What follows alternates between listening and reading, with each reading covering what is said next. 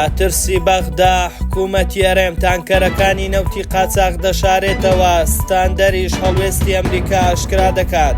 ستاندەر زانیاریەکی گرنگ لەسەر ئازادکردنی مەلا ئیسماعیل سوسەیی ئاشکرا دەکات.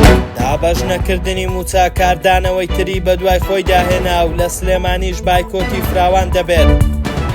ئەمڕۆ شاندێکی گومرگ و چاودێری دارایی بۆ لێکۆڵینەوە لە داهاتوو ئەو نەوتەی لە ڕێگەی تانکەرەوە دەفرۆشرێت سەردانی دەروازە سنووریەکانی هەرێمی کوردستانی کرد. باگوێرەی زانیاریەکان پێشتر بەرپرسانی دەروازە سنووریەکان تەواوی شۆفێرانی تانکەرەکانی نەوتیان ئاگادار کردوتەوە کە لە نزیک دەروازە سنووریەکان نەمێننەوە یان بستنە ناو خاکی ئێرانەوە یاخود لە شوێنێک تانکەرەکانیان ڕابگرن کە دوور بێت لە چاوی لیژنەکەی بەغدا. جێی باسا لەگەڵ هاتنی لیژنەکەی بەغدا هیچ تانکەرێکی نەوت لەسەر ڕێگاکان نابیندرێت. لە کاتێکدا پێش هاتنی لیژنەکەی بەغدا ڕێگاکان لەبەر تانکەری نەوت بەبەر ناکەتن.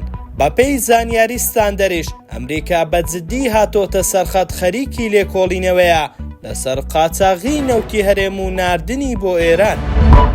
بۆردی یاسای ستاندەر ڕای دەگەێنێت لە چەند ڕۆژی داهاتوو مەلا ئیسماعیل سوسەیی مامۆستای ئاینی هەولێر ئازاد دەکرێت.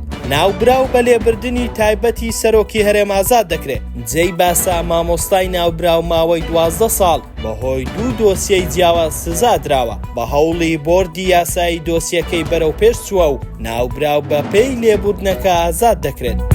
فەرمانبەرانی سەرۆکایەتی شارەوانی و بەڕێوەبەرایەتی ئاوی سلێمانی بەهۆی دابەژنەکردنی موچەی مانگی تەمووز بایکۆتی دەوامیان کرد. فەرمانبەران داوای چارەسەرکردنی ئەو کێشانە دەکەن کە بوونەتە هۆکاری نەناردنی موچەی موچەخۆرانی هەرێمی کوردستان لەلایەن بەغداوە. پێشتر هیوا ئەفەندی سەرۆکی فەرمانگەی تەکنەلۆژیای زانیاری حکوومەتی هەرێمی کوردستان لەبارەی کێشەی موچەوە ڕایگەیاند ئەو کێشانەی پێیوەستن بە بایۆمەتریەوە هۆکارەکەی دەگەڕێتەوە بۆ ئامادەکردنی لیستی موچە لەلایەن وەزارەتی دارایی و ئابووری هەرێمی کوردستانەوە. ستاندەر نوێزمان پێشکەشکردن. شاد و کامەران.